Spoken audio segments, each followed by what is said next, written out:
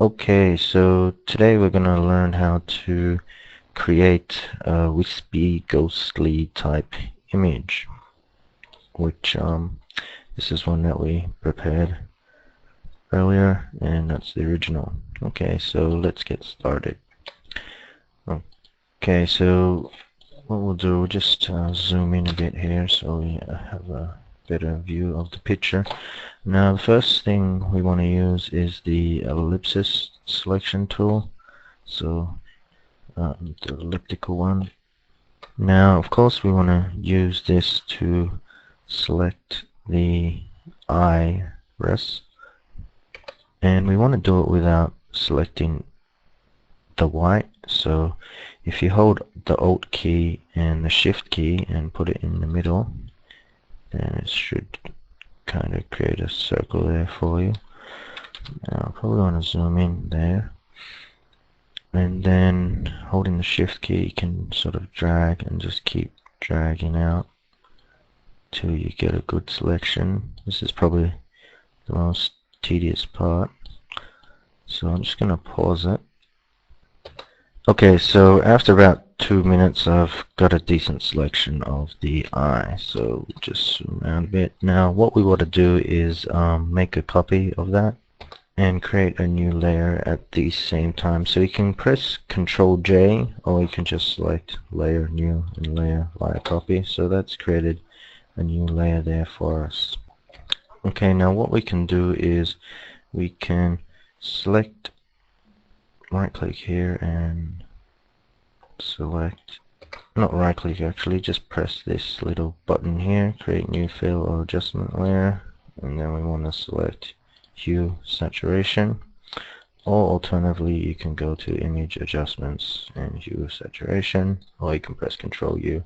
So we just want to change the hue there, and as we can see it changes the color of the eyes. So you can select blue, green. Blue's pretty cool, so we'll just push it all the way here to select the blue.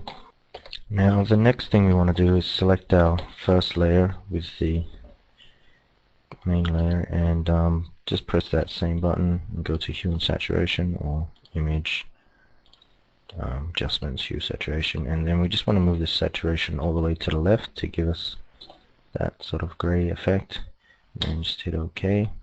Now to get the ghostly sort of look, you gotta go into, you gotta select the layer first here, and then go into image adjustment and levels, or you can press Ctrl L. Now for here, you just want to play around with this, probably like move each one individually, but if you want some numbers to get you started, you can just put in 50, 1.5 and 200, and then just sort of move this white slider along here just to get a sort of effect. But yeah, just a little fiddling around until you find what you're after. So yeah, we'll just stick with that for the moment. Okay, so I'm just gonna sit with 41.5 and 122. Now what we want to do next is, to make it look ghosty, you want to use the paintbrush tool and use like a pretty big brush. Either I want to use one of these blurry type ones, 45 or 65, so that's kind of contrast to the size that you want to be using. And then you just want to reset your colors, hit D, and then you can press X to swap them around so it's white on top. Then you can just sort of go around like this, sort of thing.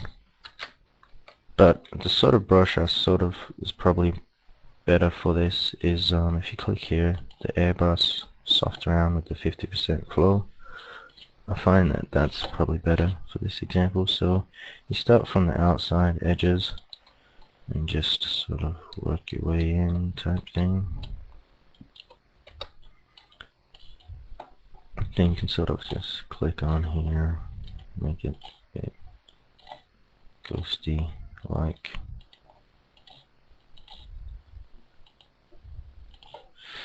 And yeah, so that's basically it.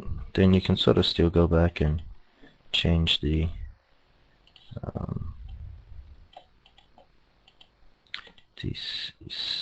saturation of the eyes. So you can sort of go blue or green or brown, whatever color you want. And that's basically it.